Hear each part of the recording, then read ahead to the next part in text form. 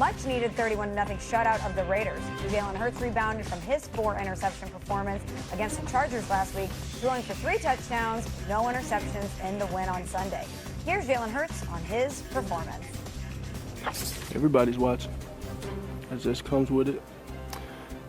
And it hasn't changed. You know, I think everybody needs to remember where I come from and how I'm built. So I just want to lead in the right way, set the right example.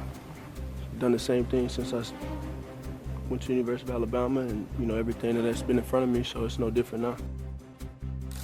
We welcome in Peter Schrager, who joins us now. Peter, how much stock are you putting into Jalen Hurts' performance yesterday? Good morning, everybody. I put a lot of stock. Peter? Jalen Hurts' performance yesterday. What's up? Could you hold on for a second, please? Could you hold on? Here we go. Why the hell is Peter Schrager? No, it's not you, Peter. It's not your fault. Why is it that you look like you know you at the Oscars? What the hell is that background? Don't he look like he at the Oscars? What's up with that, Peter? What's going on, bro? You look like you at that, or the Golden Globe Awards or something. That's how that looks. I'm about to interview Sydney Sweeney on the red carpet. Let's go. I'm here in lovely Pittsburgh. This is the curtain situation in Pittsburgh, and it's a very formal affair. Okay. On the first thing on Monday morning, and I feel great about it.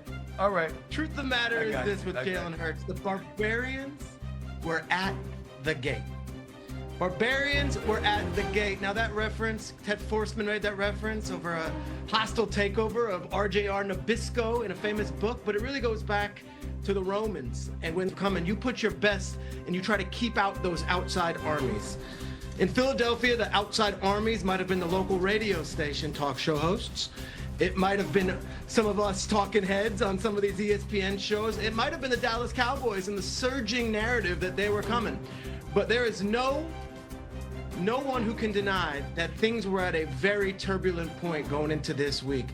And on the first play of the game, Saquon Barkley goes for 1 yard, and you can almost hear on the national broadcast a bit of discontent in that crowd. Here we go again. Because you better believe the Boo Birds were ready.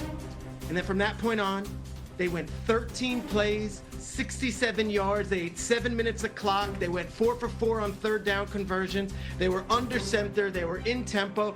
Jalen Hurts had his best day of the season. They win 31-0, and it's an absolute romp with a balanced offense. 12 rushing first downs, 12 passing first downs. He threw 3 incompletions, and one of them was a surefire touchdown that Dallas Goedert just happened to drop. The Barbarians were at the gate, and Cam and Stephen A., they kept them at bay. And to me, in that market, with what this week's narrative would have been, that was an enormous performance from Jalen Hurts. The Barbarians are at the gate, brother. No, the Raiders were your doormat to walk over. It's like the Raiders has played. Well, we have this analogy in football. It may be in sports too, but don't be the homecoming game. Do you understand that analogy, Peter or Stephen A? The homecoming game almost guarantees you a win. Almost guarantees that, we're going to be uplifted at the end of the day where we can celebrate, we can go out and eat and da-da-da-da. Well, the Las Vegas Raiders have probably played in more homecoming games this year than any other team known to man. They're the team that other teams hope to have to play to get back on rhythm. That's not saying much, Philadelphia Eagles. I mean, it's almost expected for you to have this type of performance. Do I believe in Jalen Hurts? Yes. But am I quick to say everything is fixed because we just had a great performance, just so as other performances this year versus other teams that had played the Las Vegas Raiders? The Las Vegas Raiders is also a team that's compared to a defense kind of similar to the Dallas Cowboys. I mean, they give up the same amount of points, or if not more, and everybody gets excited when you go against that type of team and defense. So for me, I'll get more excited when you play a team that knows you in the Washington Commanders. Then you have the Buffalo Bills, and then you finish up the season with the Washington Commanders. Other than that, nah, I ain't getting excited in going to pop champagne because of this particular win. Those next couple of weeks will tell everybody everything they need to know going into the playoffs.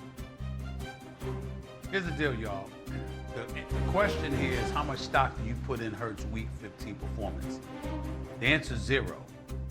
None. Because it was the Raiders, like Cam said.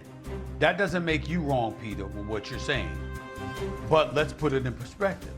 It was the Raiders. Could you imagine if they had lost to the Raiders? Could you imagine if they had struggled against the Raiders? So that's the point. I get where you're coming from. And ladies and gentlemen, that was with the Raiders.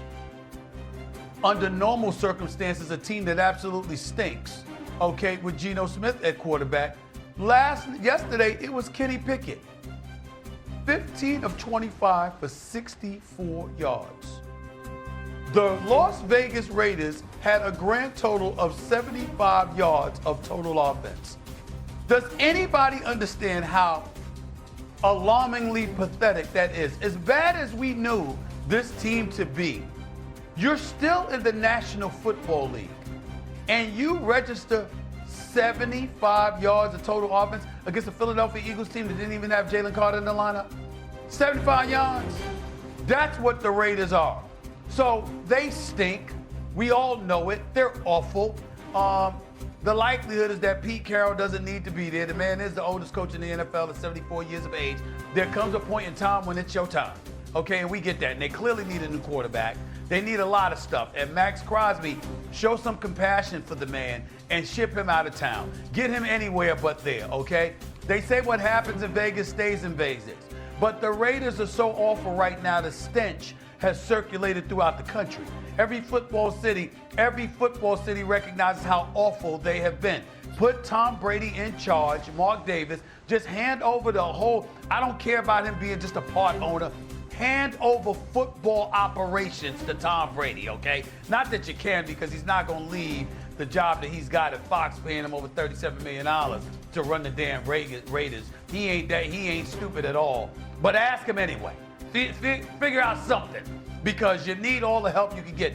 The Raiders are awful. And because they're awful, okay, as a result of that, the Eagles took advantage of a doormat, to use Cam's word, and they rolled right over them. What do you want, a cookie? Now win one of these 2 games against the Commanders, beat the Buffalo Bills, and then we'll be talking. But going up against the Raiders, the only reason that's not considered a bye week is because tackling took place yesterday. If it wasn't for that, it would be considered a bye week, because that's how awful the Raiders are. Period. The 75 yards was the least yards an Eagles team has given up since 1954. So I hear you. That's as much about the Eagles as it is about how inept the Raiders are. And if you got Brock Bowers and Max Crosby on a team and neither one of those guys make an impact, you're at a real low. I will say this.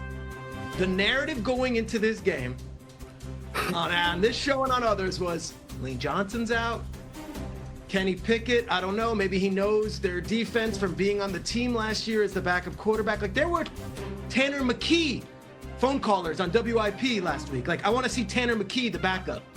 So, yes, they beat up a doormat. And yes, it was a homecoming match. And yes, I agree with you. This version of the Raiders is as bad of a Raiders team that I have seen since the Jamarcus Russell era. It is terrible. It is inexcusable to put that on an NFL football field.